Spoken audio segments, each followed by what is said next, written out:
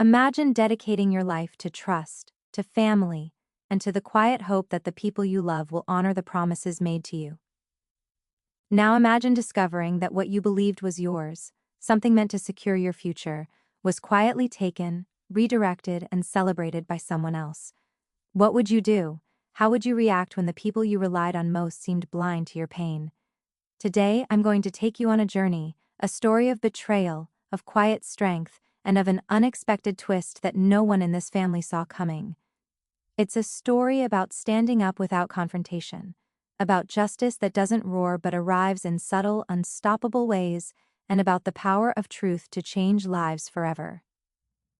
You'll see how one call, made from a place of vulnerability, turned the tables and reminded everyone that fairness and integrity can never be ignored. This isn't just a story about money, a car, or inheritance. It's a story about patience, resilience, and the courage to trust that life has a way of balancing itself. It's a story that will challenge how you see family, loyalty, and the quiet strength that lies within all of us. Stay with me, because by the end of this story, you won't just understand what happened.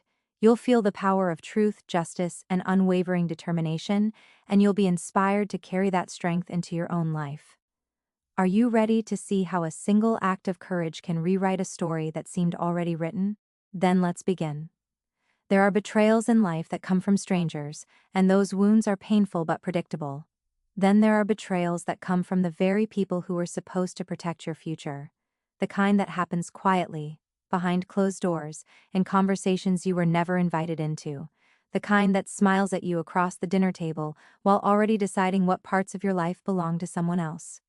For years, the narrator believed there was something waiting for them one day, something carefully prepared by a generation that believed in fairness. An inheritance. Not a fortune, not a treasure chest of endless wealth, but a symbol of trust. A promise that the sacrifices made by those who came before would become a foundation for the next generation to stand on. It was something spoken about occasionally in careful tones, almost like a reminder that life might not always be easy, but there was a safety net woven by someone who cared deeply about their future. But what the narrator didn't know was that the safety net had already been quietly taken down. The inheritance that was meant to represent security had slowly slipped out of their hands long before they even realized it. It wasn't stolen in the dramatic way movies like to show betrayal. There were no shouting matches or slammed doors. Instead, it happened through decisions made without them, paperwork they never saw, and conversations that treated their future like an adjustable expense. The parents had access, control, and authority, and with that authority came choices that would change everything. What was meant to be a gift of stability slowly became something else entirely, a resource, a convenience, a solution to someone else's desires. And the most painful part was not just the loss of money, but the quiet understanding that their dreams had been weighed against someone else's comfort and found less important. The inheritance had a purpose when it was first created. It represented belief in the narrator's future, belief that they deserved a fair start in life. But somewhere along the way, that belief was replaced with a different calculation, a calculation that treated the narrator not as the rightful recipient, but as the easiest sacrifice. While they continued living their life unaware, the very thing meant to protect them was slowly being repurposed into something they were never meant to benefit from. And the silence surrounding it was the loudest betrayal of all. Some decisions don't happen suddenly. They grow slowly in quiet conversations that the person most affected is never invited to hear. The parents had control over the inheritance, and with that control came the power to shape what happened to it. What was originally meant to support the narrator's future slowly became something else in their minds. It stopped being a promise made by the previous generation and started looking like an opportunity they could redirect. At first, it may have sounded like a small discussion between them, a casual suggestion that the money could be used for something useful right now, something the family could see, something immediate, something that would bring praise and excitement instead of sitting quietly in an account meant for someone else's future. The sister had been talking about wanting a car for a long time, not just any car, but a new one that would give her freedom, independence, and a sense of pride every time she drove it. The parents listened to those conversations with sympathy and admiration, seeing her excitement and imagining how happy she would be the day she received the keys.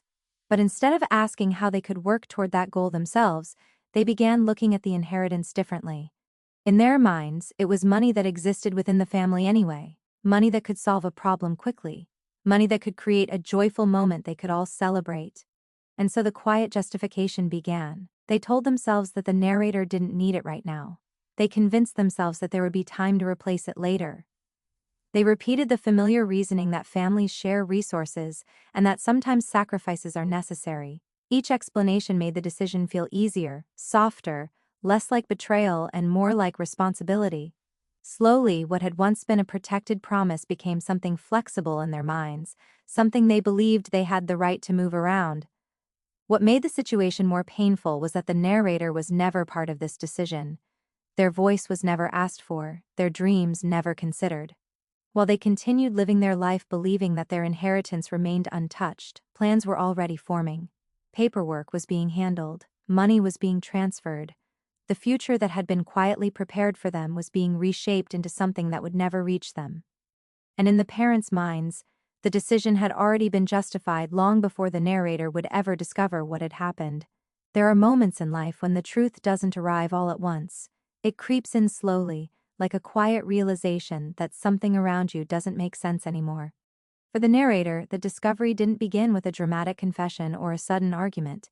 It began with small details that refused to fit together, a conversation that sounded strange, a comment that lingered a little too long in their mind, the kind of uneasy feeling that makes you question things you once accepted without hesitation. The inheritance had always been something distant but reassuring, like a promise waiting patiently in the background of life. It wasn't something the narrator checked every day, because trust had already been placed in the people who were supposed to protect it. But trust has a fragile nature. Once doubt enters the room, everything begins to look different. The narrator started hearing casual remarks about the sister's new car, about how quickly everything had come together, about how the timing had been perfect. Those words might have sounded harmless to everyone else, but to the narrator they felt strangely heavy. Perfect timing usually means something had been carefully arranged behind the scenes.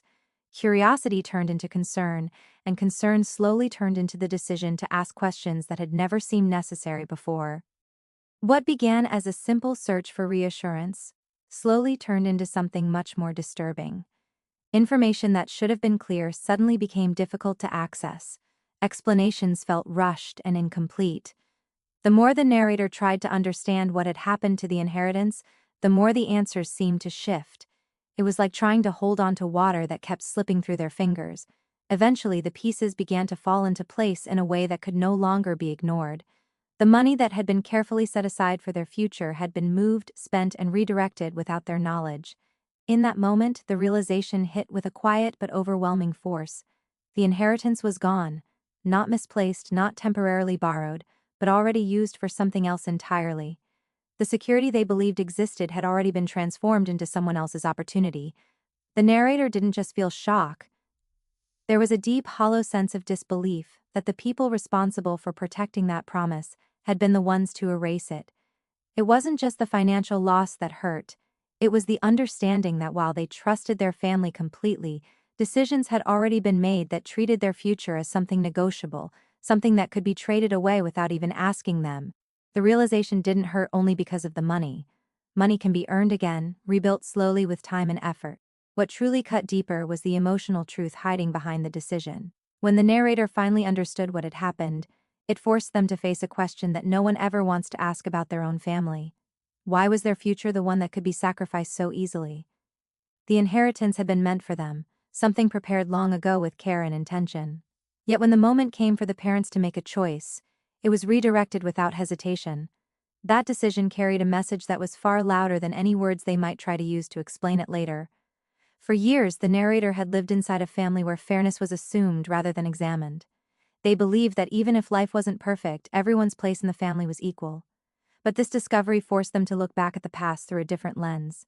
Small moments that once seemed harmless began to take on a new meaning. The times when the sister's needs were handled first. The times when the narrator was told to wait, to be patient, to understand that things would work out later. Those memories had once felt like normal family compromises. Now they started to look like a pattern that had been quietly growing for years. The betrayal didn't arrive as a loud confrontation. Instead, it sat heavily in the narrator's chest, making them realize that love in their family might not have been as balanced as they once believed. Watching the sister drive a brand new car made the situation impossible to ignore. Every polished surface and excited smile became a reminder that something meant for the narrator had been turned into a gift for someone else. The celebration around that car only made the silence around the narrator's loss feel even more isolating. What made the moment especially painful was the understanding that the parents likely believed they had made the practical choice. In their minds, they may have convinced themselves it was simply the best solution for the family at the time.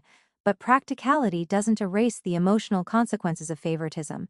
When one child's dreams are quietly exchanged for another child's comfort, the message becomes impossible to ignore. The narrator wasn't just losing an inheritance, they were losing the belief that their place in the family held the same value as someone else's. The day the sister received the car was meant to be a happy family moment. At least, that's how everyone around the narrator seemed to treat it. There was excitement in the air, the kind that comes when something shiny and new pulls into the driveway. The car stood there gleaming in the sunlight, polished metal reflecting proud smiles and excited voices. The sister walked around it with disbelief and joy, touching the door handles, looking through the windows, almost laughing at the idea that it was finally hers. For everyone else, it looked like a simple story of parents rewarding their child with something special. A milestone. A gift that represented freedom and independence. But for the narrator, the moment carried a completely different weight. Every cheerful comment felt heavier than it should have. Every congratulations sounded strangely hollow. The car itself was beautiful, undeniably so, but the narrator could no longer look at it as just a vehicle. It had become something else entirely. It was the physical form of a decision that had erased their inheritance. The very thing meant to protect their future had been transformed into the engine sitting under that shiny hood. Watching the celebration unfold was one of the hardest parts. The sister was smiling, the parents were proud, and there were even casual jokes about how perfect the timing had been.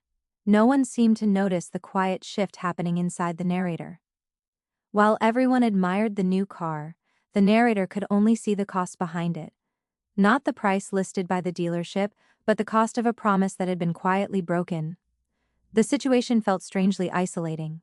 It wasn't as though the narrator could simply interrupt the celebration and announce what they had discovered. Doing that would turn the moment into conflict, and yet remaining silent meant standing there while the truth stayed hidden. The narrator found themselves watching their sister drive away for the first time. The sound of the engine fading down the street while a deep realization settled in their mind. Something that once belonged to them had already been spent, and the proof of it was rolling away on 4 brand new tires. What made the moment even more complicated was that the sister might not have known the full story. Her excitement seemed genuine, innocent even. She had received a gift and naturally believed it came from the generosity of her parents.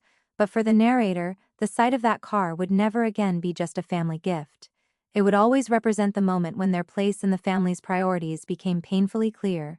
When the truth finally began to surface, the parents did not respond with shock or guilt the way the narrator had quietly hoped they might. Instead, their reactions were calm, almost rehearsed, as if they had already prepared the explanations long before the questions were ever asked. What hurt the narrator the most was how easily the decision was framed as something reasonable, something practical, something done for the good of the family. In their voices there was a tone of confidence, the kind people use when they believe their actions should be understood rather than questioned.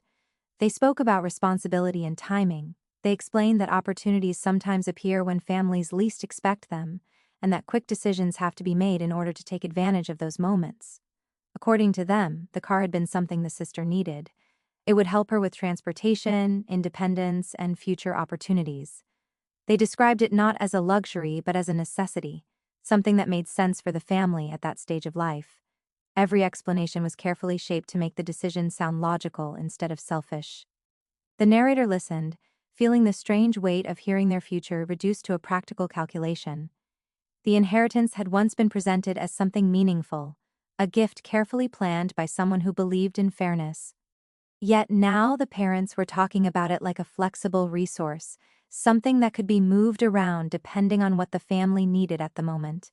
In their reasoning, the narrator hadn't been harmed because the money wasn't urgently required by them yet. They suggested that there would be time to rebuild things later, that situations change, and that the family would eventually balance things out.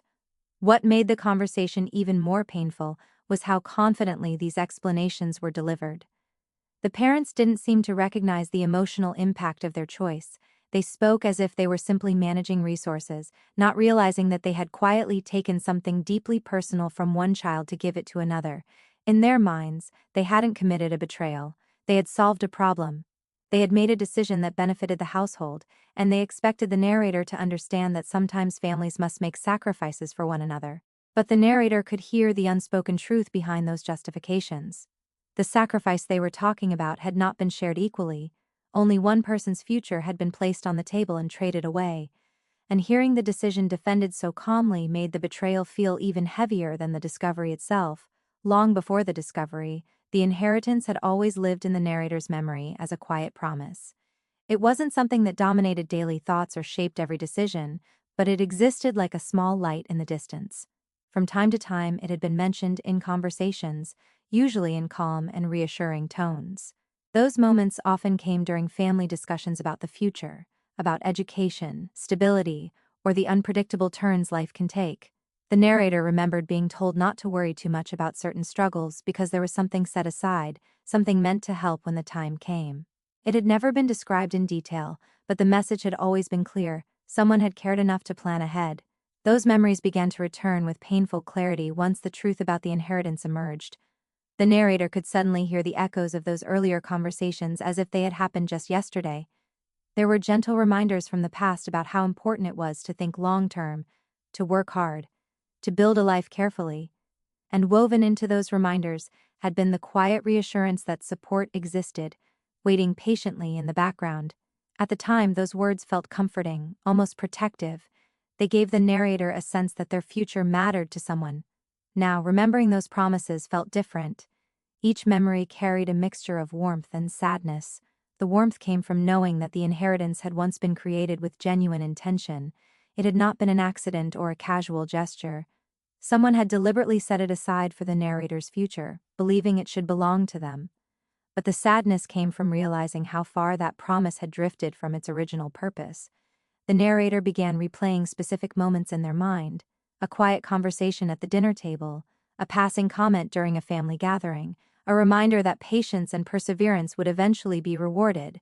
At the time, those words seemed simple and sincere, but now they felt like fragments of a story that had been rewritten without the narrator's knowledge. The promise had remained alive in their memory long after it had already been dismantled in reality. What made these recollections especially difficult was the contrast between what had been promised and what had actually happened. The inheritance had once represented belief in the narrator's future. It symbolized trust, fairness, and care from someone who wanted to see them succeed. But those promises now existed only in memory, like a message sent from the past that had been quietly ignored by the very people responsible for protecting it. After the truth settled in, the narrator began to feel something that was difficult to describe but impossible to ignore. It wasn't just anger or sadness. It was a quiet feeling of invisibility. The sense that their presence in the family had never carried the same weight as someone else's. For years they had lived under the assumption that even if things weren't perfect, their place in the family mattered just as much as anyone else's. But the inheritance situation forced them to see things from a completely different perspective. The decision the parents had made revealed something deeper than a financial choice. It showed how easily the narrator's future could be moved aside when something more convenient appeared. The fact that such a major decision had been made without even a conversation with them made it feel as if their voice had never truly been part of the family's important discussions. They had always been there physically, at the dinner table, at family gatherings, in everyday life, but emotionally, it now felt like they had been standing slightly outside the circle the entire time. The narrator started remembering small moments from the past that had once seemed unimportant, times when opinions were overlooked during family discussions, moments when decisions were announced rather than shared, situations where the sisters' preferences seemed to guide the direction of everything. At the time, these things had been easy to dismiss. Families are complicated, and everyone learns to compromise. But now those memories felt like pieces of a puzzle slowly coming together.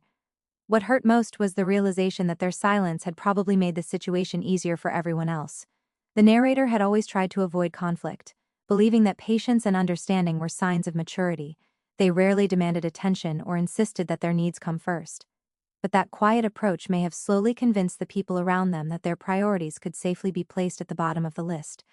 Not because they were intentionally cruel, but because the narrator had become the person expected to adapt, to accept, to step aside without protest, standing in the middle of the family while the celebration over the new car continued. The narrator felt like a background figure in their own story. Conversations flowed around them, laughter filled the room, and life seemed to move forward for everyone else. Yet inside, a new understanding was taking shape, one that made them question how visible they had ever truly been to the people they trusted the most. Once the truth about the inheritance came to light, the narrator couldn't stop their mind from traveling backward through the years. What once felt like random memories began lining up in a way that was impossible to ignore. It was as if a curtain had been pulled back, revealing a pattern that had always existed but had never been clearly visible before. The favoritism hadn't started with the car, and it certainly hadn't started with the inheritance. Those events were only the clearest examples of something that had been quietly building for a very long time. The narrator began recalling moments from childhood that once seemed harmless or ordinary. Small situations where the sister's wishes carried more weight during family decisions. If she wanted a particular restaurant for dinner, the family usually went there. If she wanted to attend an event or needed something for school, the effort to make it happen always appeared quickly. None of those moments had seemed unfair at the time. Families often adjust to the loudest voice or the most urgent request. The narrator had simply assumed that was how life worked. But now those memories carried a different meaning. The narrator remembered times when they had asked for something and were told to wait. Times when they were reminded that the family budget was tight or that certain things weren't possible right now. They had accepted those answers without argument, believing that sacrifices were part of growing up. They trusted that the same rules applied to everyone equally. What they didn't realize was that the rules often changed depending on who was asking. As the narrator continued reflecting on the past, the pattern became harder to dismiss. Birthdays where the sisters' gifts seemed larger and more carefully chosen. School achievements that were celebrated with enthusiasm on one side but acknowledged more quietly on the other. Even family conversations sometimes revolved around her plans, her worries, and her successes. Meanwhile, the narrator had learned to stay patient, to stay supportive, and to believe that fairness would eventually reveal itself. The inheritance situation suddenly made those memories feel heavier. It wasn't just about a car or a financial decision anymore. It was about the realization that the family had been operating with an unspoken hierarchy for years. The sisters' needs were often treated as immediate priorities, while the narrator's future could be postponed or quietly adjusted. Seeing that pattern clearly for the first time felt like discovering that a story they thought they understood had actually been written very differently all along. After the realization fully settled in, the narrator found themselves standing at a difficult crossroads. Knowing the truth about the inheritance created a storm of emotions that refused to quiet down. There was anger, of course, the kind that rises when someone realizes they have been deeply wronged. But there was also confusion and hesitation, because the people responsible for the betrayal were not strangers or distant acquaintances. They were family. Confronting them would not be like arguing with someone outside the household. It would mean challenging the very structure of relationships that had existed for years. Every day, the narrator's mind moved back and forth between two possibilities. One part of them wanted to speak up immediately, to lay everything on the table and demand answers that no one could avoid. That side of them imagined asking the parents directly how they could justify spending something that was never meant for them to use. It imagined forcing the truth into the open, so that the silence surrounding the situation could no longer protect the decision that had been made. But another part of the narrator felt an overwhelming sense of caution. Families often react unpredictably when uncomfortable truths are exposed. The narrator worried that confronting the parents might not lead to honesty or accountability. Instead, it could create arguments, defensiveness, and accusations that the narrator was being ungrateful or dramatic. The parents had already shown that they believed their decision was practical and justified. If that mindset continued, any confrontation might simply turn into a painful cycle of blame rather than a real conversation. Remaining silent, however, carried its own weight. Every time the narrator sat at the dinner table or passed their sister's car in the driveway, the truth sat quietly in the back of their mind. The knowledge felt like a secret that grew heavier with each passing day. Staying quiet meant pretending that everything was normal when it clearly wasn't. It meant carrying the burden of the betrayal alone, while everyone else continued living as if nothing had changed. The narrator began realizing that this decision wasn't just about the inheritance anymore, it was about self-respect. and the courage to defend one's own place in the family. Speaking up might create conflict, but silence risked allowing the unfairness to become permanent. And somewhere in that emotional struggle, the narrator understood that whichever path they chose would shape how the rest of their relationship with the family would unfold. While the tension around the inheritance continued to quietly grow, there was one person in the family whose presence still carried a sense of authority and fairness. The grandmother had always been someone the narrator respected deeply, not just because of her age, but because of the calm wisdom she brought into every situation. She was the person who had originally created the inheritance, someone who believed strongly in planning for the future and making sure that every member of the family felt valued. For most of the narrator's life, her decisions had been treated almost like guiding principles within the household. But now the grandmother was in hospice, living in a place where time seemed to move differently. The atmosphere around her had changed from ordinary family visits to quiet conversations, gentle voices, and the unspoken understanding that every moment mattered more than it used to. The narrator visited her when they could, sitting beside her and trying to keep their emotions steady. Being there felt comforting, yet it also carried a quiet sadness. This was someone who had once been strong and active, now surrounded by medical equipment and careful routines. At first, the narrator didn't plan to mention anything about the inheritance. It felt wrong to bring conflict into a room that was meant for peace and reflection. The grandmother had already given so much to the family, and the narrator didn't want her final days to be filled with worry or disappointment. So the visits began with simple conversations about memories, about life, and about the small details that kept their connection alive.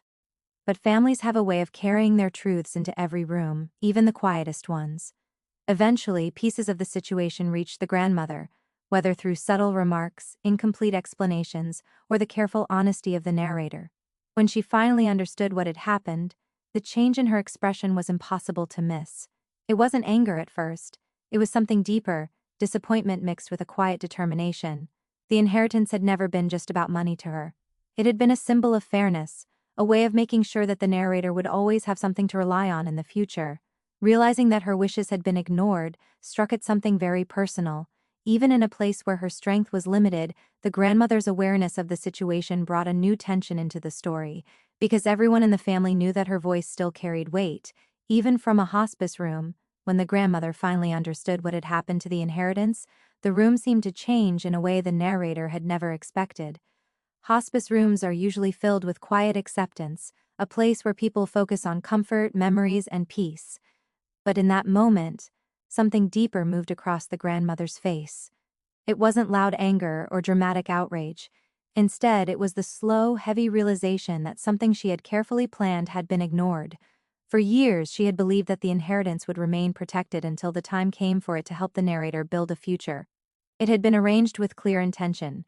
She had thought about it carefully, making sure the money would be there when it truly mattered. To her, it wasn't simply a financial gift. It was a statement of fairness and care. It was her way of ensuring that one member of the family would always have a stable foundation, no matter what difficulties might appear later in life. Hearing that the money had been used without the narrator's consent forced her to confront a truth she had never expected to face. The people she trusted to respect her wishes had made a completely different decision. And that realization carried a quiet but unmistakable sting. The narrator could see it in the way the grandmother's eyes lingered for a moment, as if she were replaying every detail of the plan she had once set in place. She asked a few simple questions, her voice calm but steady. The narrator answered honestly, explaining what had been discovered and how the inheritance had been used to purchase the sister's car. There was no need for dramatic language because the facts themselves were already powerful enough. With each answer, the grandmother's expression grew more serious, not because she was shocked by the details, but because she clearly understood what they meant. Ignoring her wishes wasn't just a mistake. It was a direct dismissal of the care and responsibility she had put into planning for the future. Even in her fragile condition, the grandmother carried a presence that made people listen. And as the truth settled in her mind, it became clear that she wasn't simply going to let the matter fade away quietly. The disappointment in her eyes slowly transformed into something else, a quiet resolve that suggested the story was far from over. After hearing the full truth about what had happened to the inheritance, the grandmother remained quiet for a long moment. The room was filled with the soft mechanical sounds of hospice equipment and the distant footsteps of nurses moving through the hallway. The narrator expected the conversation to end there, perhaps with a few words of disappointment or quiet sadness.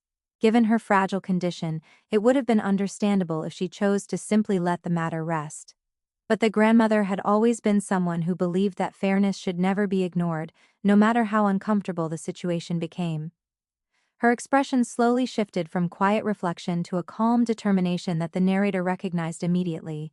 Even though she was physically weak, there was still a strength in her presence that had guided the family for years. She asked for the phone that rested on the small table beside her bed. The request itself seemed simple, but the seriousness in her voice made the moment feel heavier than anyone expected. The narrator watched carefully as she held the phone in her hands, her movements slower than they once were but still purposeful. It became clear that she wasn't making a casual call to a friend or another relative. This was something more deliberate. For years she had been the person who quietly organized important details for the family, making sure that plans were followed and promises were respected. Even in hospice, that sense of responsibility hadn't disappeared. She dialed a number from memory, pausing only briefly before bringing the phone to her ear. The conversation that followed was calm but unmistakably serious. The narrator couldn't hear every word, but the tone of her voice made it clear that she was explaining a situation that needed immediate attention. There were pauses, quiet acknowledgments, and a few short statements that sounded like instructions rather than requests. When the call ended, she placed the phone back on the table with a sense of quiet finality. She didn't offer a long explanation or dramatic speech about what she had just done. Instead, she simply looked at the narrator with the same steady calm that had defined her character for years. Something important had been set in motion with that single phone call, and even without knowing all the details, the narrator could feel that the balance of the situation had just begun to shift. The phone call itself lasted only a few minutes, but the ripple it created inside the family was immediate and impossible to ignore. At first, nothing seemed different. The house continued with its usual routine, conversations moved along as they normally did, and no one mentioned anything unusual. But beneath that surface calm, a quiet tension had begun spreading through the household, like a storm slowly forming beyond the horizon. The narrator could sense it in the way voices lowered during certain conversations, and in the subtle glances that passed between the parents when certain topics came up. The grandmother had always been a central figure in the family, someone whose opinions carried real weight. Even though she was now in hospice, everyone knew that she had been the one who arranged the inheritance in the first place. Her decisions had never been casual or impulsive. She was known for thinking carefully about the future, making sure that every detail was handled properly.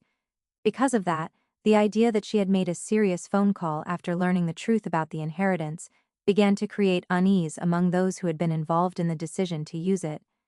The parents seemed especially unsettled. At first they tried to act as though nothing had changed, continuing their normal routines and conversations. But the narrator noticed small shifts in their behavior that revealed their growing worry. There were sudden private discussions that stopped the moment someone else entered the room. There were quiet moments where they checked their phones more often than usual, as if expecting a message or a call that hadn't yet arrived. The confidence they once showed when defending their decision now appeared slightly shaken. Even the sister began to sense that something unusual was happening. She didn't know every detail, but she could feel the tension building around the topic of the car and the inheritance. Conversations that once felt light and celebratory now carried an uncomfortable edge.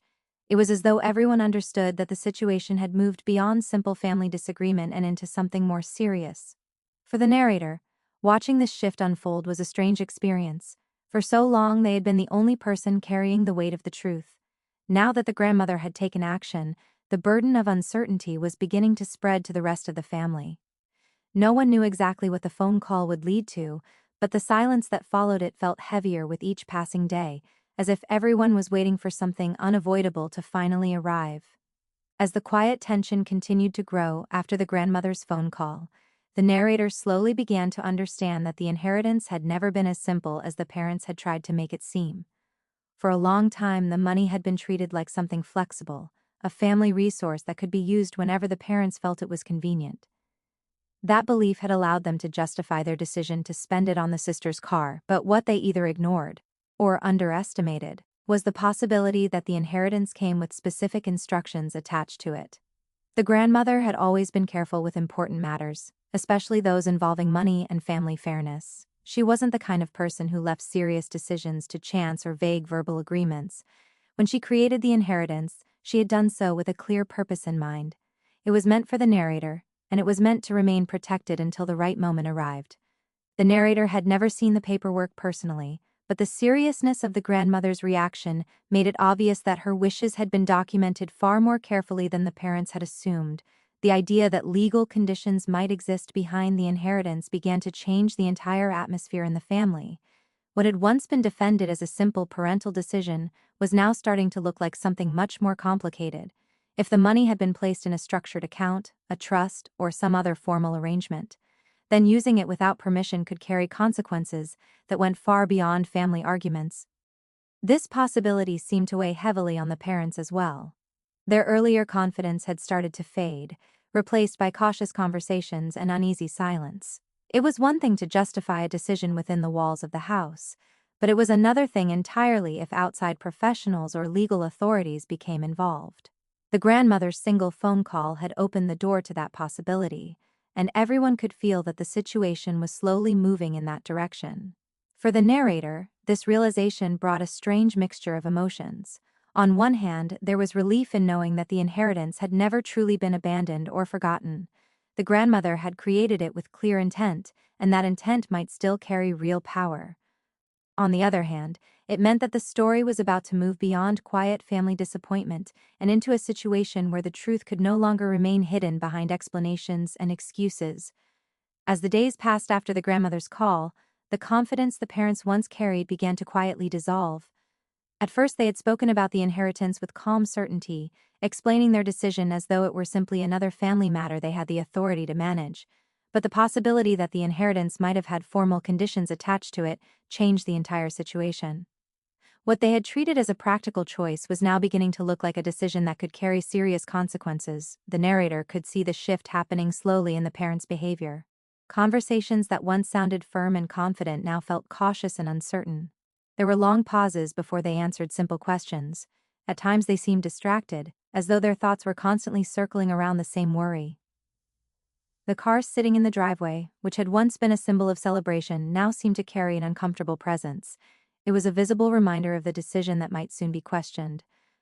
Part of the fear came from realizing that the grandmother had not simply expressed disappointment, she had taken action. Her phone call suggested that someone outside the family might now be aware of what had happened.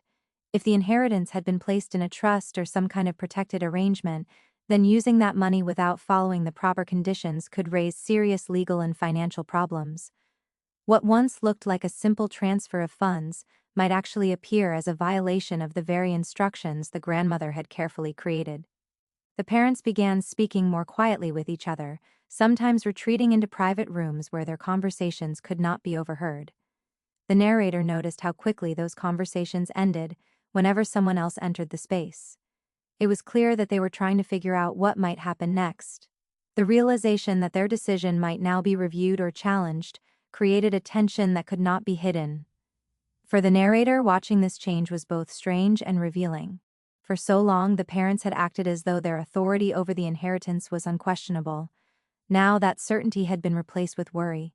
The balance of control had quietly shifted, and the same decision that once felt completely safe to them was beginning to look like something that could follow them with consequences they had never fully considered. As the tension inside the family quietly grew, something unexpected began to happen within the narrator. For so long they had felt like the only person carrying the weight of the truth.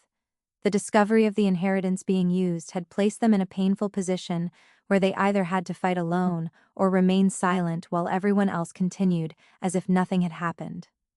But after the grandmother made her phone call, the situation began to move on its own. The narrator no longer needed to push the truth forward or demand attention. It was already unfolding in ways that could not easily be stopped. This shift created a strange sense of calm. The narrator still felt the hurt of what had happened, but the heavy pressure to prove their point or defend their feelings slowly started to fade. For days they had imagined difficult confrontations, long arguments, and exhausting attempts to explain why the inheritance should never have been touched. Now, however, those confrontations seemed less necessary. The truth was no longer just a private realization inside the narrator's mind. It had reached the one person whose voice carried real authority over the matter. Watching the parents grow uneasy confirmed that something important had changed. The narrator could see it in the way they spoke more carefully, and in the quiet conversations that stopped the moment someone else entered the room. The confidence they once showed when defending their decision had started to disappear. Instead of arguing or dismissing the narrator's concerns, they now seemed focused on something much larger than a simple family disagreement. For the narrator, this moment felt almost surreal. They had spent so much time questioning themselves, wondering if they were overreacting or if confronting the situation would only make things worse. Now the truth was revealing itself without the narrator needing to raise their voice. The inheritance, the car, and the grandmother's wishes were all becoming part of a story that others would soon have to face as well. Standing quietly in the middle of these changes, the narrator realized that justice sometimes arrives in unexpected ways, not through shouting or dramatic confrontations, but through patience and the quiet strength of truth finally reaching the right person. And for the first time since discovering what had happened, the narrator felt that they were no longer standing alone in the situation. At first, the sister enjoyed everything about the new car without a second thought. It represented freedom, excitement, and a moment where she felt supported and celebrated by the family. She drove it proudly, shared the news with friends, and carried herself with the confidence that comes from receiving something valuable and unexpected. In her mind, it had simply been a generous gift from the parents, a reward for her efforts and responsibilities. The possibility that the car was connected to something painful had never crossed her mind, but as the atmosphere inside the house slowly began to change, it became harder for her to ignore that something wasn't right. Conversations became quieter whenever the inheritance or finances were mentioned. The parents seemed tense in ways they hadn't been before, and the narrator's silence carried a different kind of weight. It was the kind of silence that makes people wonder what they might have missed. At first she tried to brush it off, assuming it was just ordinary family stress, but the pattern repeated itself too often to dismiss. Gradually, pieces of the situation started to reach her. Maybe it was a short explanation from one of the parents, or perhaps she overheard fragments of a conversation that revealed more than they intended. However it happened, the truth began to take shape in her mind. The car she had been proudly driving had not come from ordinary savings or a spontaneous act of generosity. It had been purchased using money that had originally been set aside for the narrator's inheritance. That realization created an uncomfortable shift in how she saw the situation. The excitement she once felt every time she looked at the car started to mix with uncertainty. She began noticing how the narrator avoided discussing the subject, and how the parents reacted whenever the grandmother's phone call was mentioned. The car, which once felt like a symbol of independence, now carried a quiet reminder of the complicated story behind it. For the sister, the situation became emotionally confusing. She had never asked for the inheritance to be used, and she had not been part of the decision that led to it. Yet she couldn't ignore the fact that she was now benefiting from something that had once belonged to someone else's future. The more she understood the full story, the harder it became to see the car as a simple gift. It had become a reminder that the family's choices had placed her in the middle of a situation she never expected to face. As the situation continued to unfold, the narrator began to experience something they hadn't felt since the moment the inheritance had first been taken from them. It wasn't relief exactly, and it wasn't happiness either. It was a quiet, steady sense that something long overdue was finally beginning to surface. For so long the narrator had carried the pain of the betrayal alone, feeling as though the truth might remain buried beneath family excuses and silence forever. But now, slowly and almost unexpectedly, the balance of the situation was starting to change. Justice does not always arrive with loud confrontations or dramatic speeches. Sometimes it appears quietly, through the slow exposure of facts that can no longer be ignored. The grandmother's involvement had shifted the weight of the situation. What had once been dismissed as the narrator's personal frustration was now recognized as a violation of someone's clearly stated wishes. That difference changed everything. The truth no longer depended on how loudly the narrator argued or how strongly they defended themselves. It existed on its own, supported by the intentions of the person who had created the inheritance in the first place. This realization brought a powerful emotional shift. The narrator remembered how helpless they had felt when they first discovered the money had been used. It had seemed like a closed chapter, something that had already happened and could never be undone. Watching the car being celebrated had only deepened that feeling, making it appear as though the family had completely accepted the decision without question. But the grandmother's reaction proved that the story was not as final as it once seemed. There was something deeply meaningful about knowing that fairness still mattered to someone who understood the situation completely. The narrator didn't need to fight for recognition anymore because the truth had reached someone whose voice carried undeniable authority. In that quiet realization, the narrator felt the emotional weight begin to shift away from their shoulders. Even though the final outcome had not yet arrived, the presence of justice already felt real. It was present in the parents' growing unease, in the sister's uncertain understanding, and in the knowledge that the grandmother had refused to let her intentions be quietly ignored. For the narrator, that moment represented more than the possibility of financial correction. It represented the powerful feeling that the truth was finally being acknowledged after so many years of silence. As the tension continued to spread through the family, something began to happen that had rarely occurred before.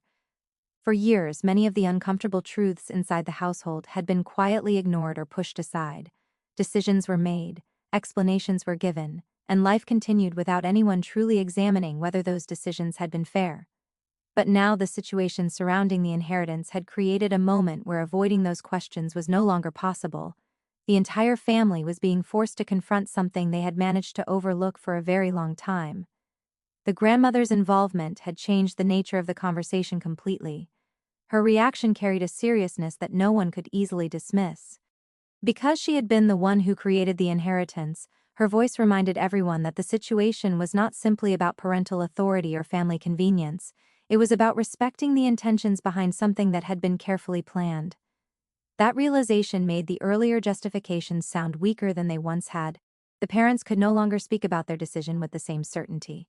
The explanations that once seemed practical now sounded more like attempts to defend something that might have crossed an important boundary. Even if they still believed they had acted with good intentions, the situation had forced them to see how their choice affected the narrator. The emotional consequences of the decision were now impossible to ignore. The sister, too, found herself looking at the past differently. What had once felt like a simple and generous gift now carried a deeper meaning that connected it to years of family dynamics. She began noticing how often her needs had been addressed quickly while others had quietly waited. It wasn't something she had consciously demanded, but it was becoming difficult to deny that the family had often moved in ways that placed her priorities first. For the narrator, watching this shift unfold was both painful and meaningful. The realization that favoritism had existed for years wasn't easy for anyone to accept. Yet at the same time, it created the first honest moment the family had experienced in a long while. Everyone was beginning to see the situation more clearly, and the uncomfortable truth that had once been hidden behind routine decisions was now standing openly in front of them. As the days passed and the tension in the family continued to grow, the narrator began to realize that the grandmother's action carried a meaning far beyond a simple phone call. It wasn't just about correcting a financial mistake or protecting an inheritance. It was about making a final statement about fairness, something she had believed in for her entire life. Even while lying in hospice, surrounded by the quiet reality of her own fragile health, she had refused to let something unjust pass without response. That alone revealed how deeply she cared about the promise she had made when she first arranged the inheritance. The narrator thought about the strength it must have taken for her to act in that moment. Many people in her situation might have chosen silence, focusing only on peace and comfort during their final days. Confronting family conflict would have been the last thing they wanted to deal with. But the grandmother had always been someone who believed that responsibility did not disappear simply because life became difficult. If something was wrong, it needed to be addressed. That belief had guided her decisions for decades, and it clearly had not faded even now. Her phone call represented something powerful, a refusal to allow her wishes to be quietly ignored. She had trusted the family to respect the plan she created, and when she discovered that trust had been broken, she took the one step she still could. In doing so, she reminded everyone that fairness wasn't just a polite idea people talked about when things were easy. It was a principle that needed to be protected, even when it created uncomfortable consequences.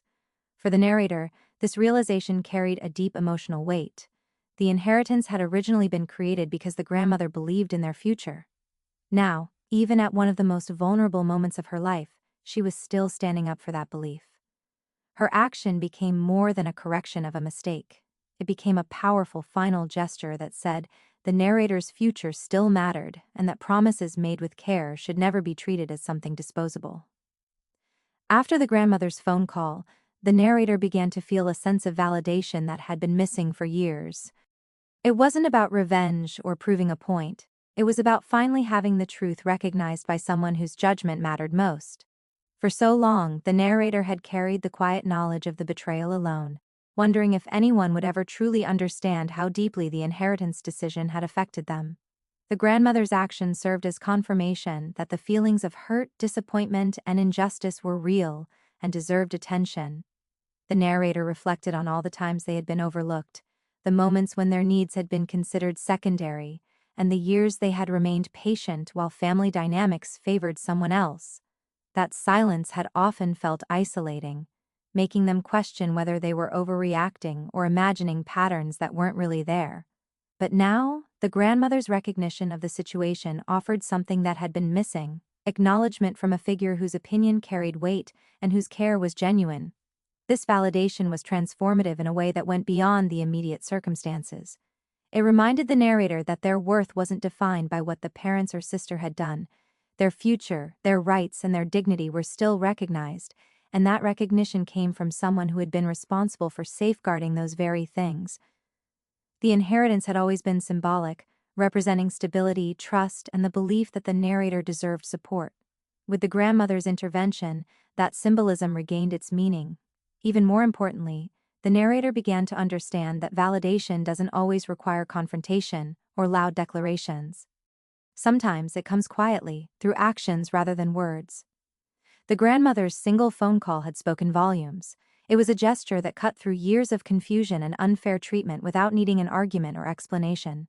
In that moment, the narrator realized that the battle for recognition didn't have to be fought alone because the truth had allies, even if those allies acted in subtle but decisive ways. This sense of validation also allowed the narrator to reclaim emotional balance. The anger and resentment that had weighed heavily began to soften, replaced by clarity and understanding.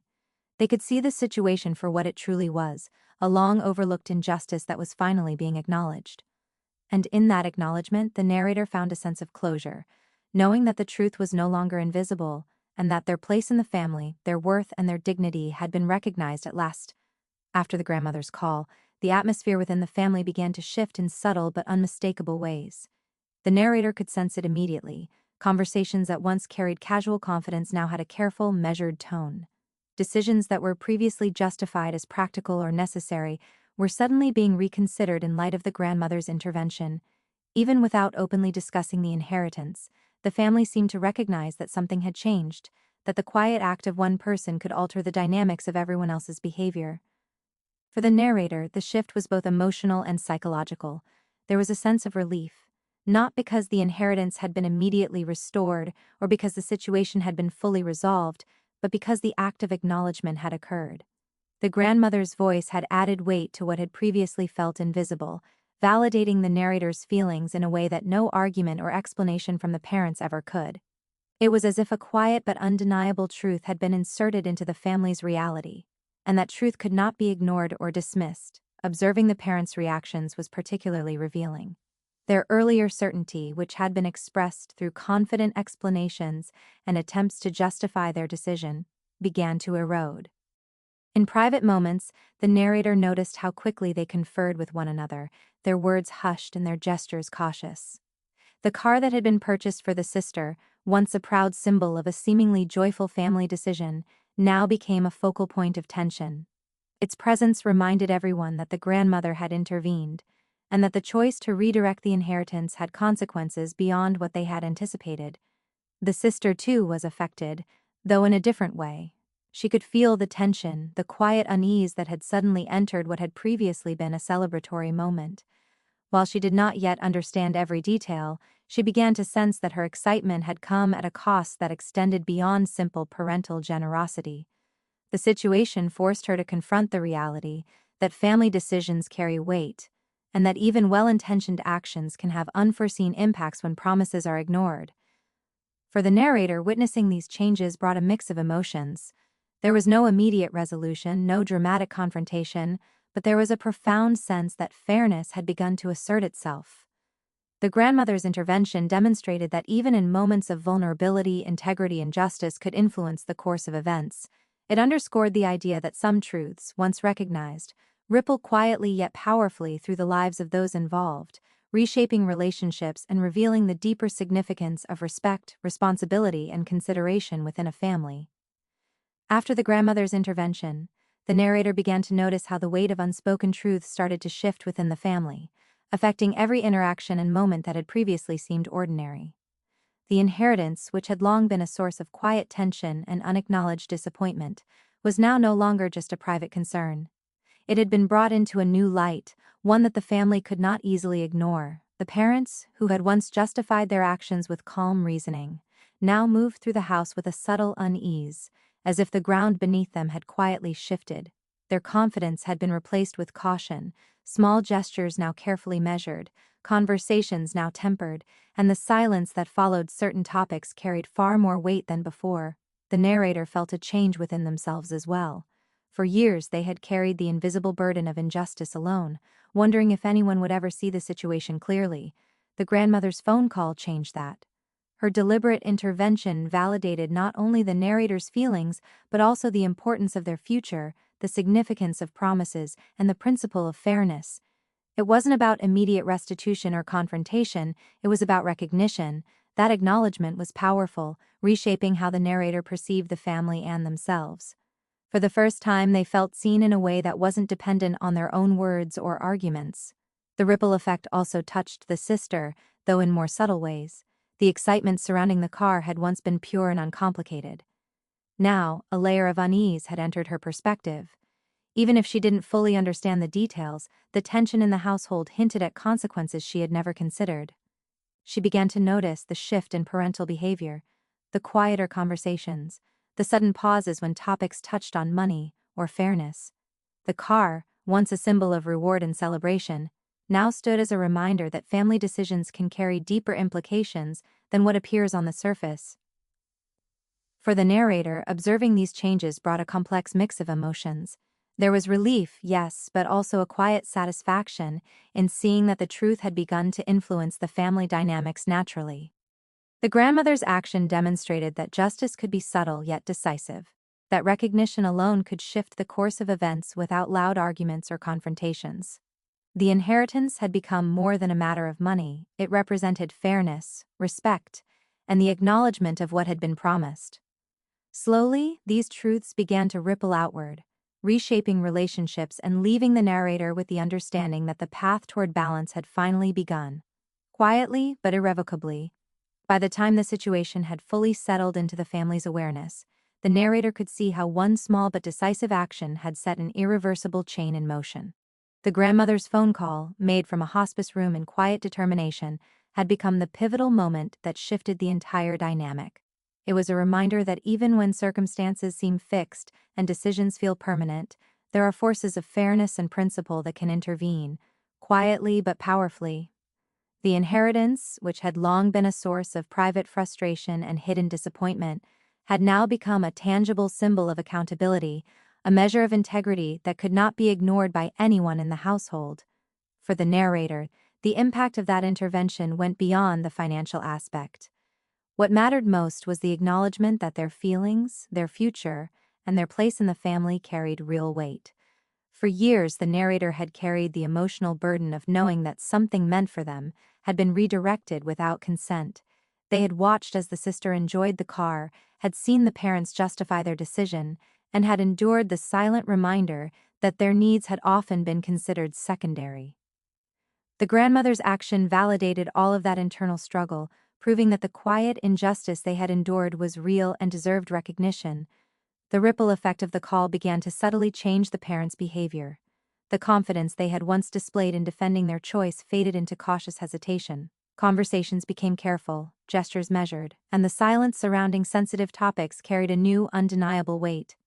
The narrator could sense that the parents were now confronting the reality that their decision had consequences beyond their control, and that someone with authority, someone whose judgment could not be dismissed, had intervened to ensure that fairness was acknowledged. Even the sister, who had initially celebrated the car as a joyful reward, began to notice the shift.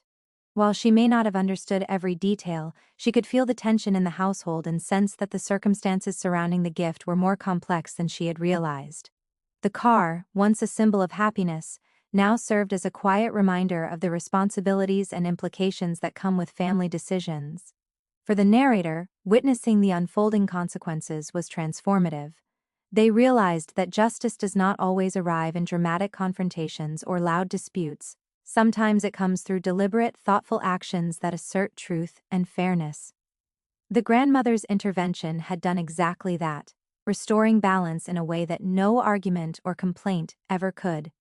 It underscored the principle that promises, intentions, and fairness carry enduring power, and that even in moments of vulnerability, integrity can prevail and shift the course of family dynamics forever. In the end, this story is more than just about a car, an inheritance, or family decisions. It is about the power of truth, fairness, and unwavering integrity. It reminds us that even when life seems unfair, when promises are broken, or when we feel overlooked, there is always a force greater than anger or resentment that can restore balance. Sometimes justice arrives quietly, through the courage and foresight of those who refuse to let wrongs go unaddressed. And in those moments we discover the strength to stand tall, reclaim our dignity, and recognize our worth. This journey also teaches that patience and faith in fairness can transform even the most painful betrayals into opportunities for clarity, growth, and unexpected resolution. To everyone listening, remember that life will present situations that test your patience, your trust, and your sense of justice. In those moments, hold on to your integrity, stay aware of your value, and trust that the truth has a way of finding its way to light. Even when circumstances seem stacked against you, the quiet persistence of honesty and fairness can change everything. Use challenges as lessons, and let them shape you into a person who not only endures but also rises above adversity with grace and courage. Thank you all for taking the time to hear this story, for allowing yourselves to reflect on its lessons, and for being present in this shared moment of understanding and inspiration. I wish each of you the strength to face your own challenges, the clarity to see truth even in complicated situations, and the courage to act when fairness and justice call upon you. May you always recognize your worth, honor your values, and trust that life has a way of balancing itself, often in ways we cannot immediately see. Good luck on your journey, and thank you from the bottom of my heart for listening.